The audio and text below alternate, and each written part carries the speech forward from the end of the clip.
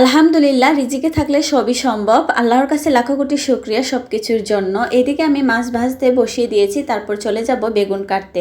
আজকে আমি এই মাছগুলো দিয়েই বেগুন রান্না করব। আর এটা হলো আমার গাছের বেগুন। আলহামদুলিল্লাহ, আবারও দেখুন মাশাআল্লাহ কত সুন্দর বেগুনগুলা। প্রত্যেকটা বেগুনই আমি পেরে নিয়েছি। আর এত সুন্দর লাগছিল আমার কাছে পাড়তে, এত ভালো লাগছিল। এই তো বেগুন এনে ধুয়ে কেটে নিচ্ছি, নিয়ে মশলা কষিয়ে রান্না করবার। আজকের তরকারিটা এত ভালো হয়েছিল, যেহেতু একদম টাটকা বেগুনটা গাছ থেকে পেরে নিয়ে এসেছি, তার জন্য খেতে কিন্তু খুবই ভালো ছিল। আর সাথে ছিল তাজা রুই মাছ, অসাধারণ ছিল। তো আমি কিন্তু বেগুনটাকে ভালো করে কষিয়ে নিয়েছি, দেখতেই পাচ্ছেন একদম অল্প মশলা দিয়ে। আমি এখানে আজকে বেশি কিছু ইউজ করিনি, ভাবছিলাম একটা আলু দেবো, তাও দিইনি, জাস্ট বেগুনটাই রান্না করব। আর মাছের পিসগুলা দেখুন অনেক সুন্দর বড় বড় সাইজের, সেই জন্য ভাবলাম বেগুন দিয়ে পাতলা ঝোল করলে ভালো লাগবে। এই তো তারপরে দিয়ে দিলাম গাছের ফ্রেশ ধনিয়া পাতা, দুইটা এনে কেটে। আলহামদুলিল্লাহ, মাশাআল্লাহ, দেখুন ফাইনাল লুক। যদি আজকের ভিডিওটা ভালো লেগে থাকে অবশ্যই লাইক কমেন্ট করে শেয়ার করে দেবেন। আল্লাহ হাফেজ সবাইকে, সবাই ভালো থাকবেন।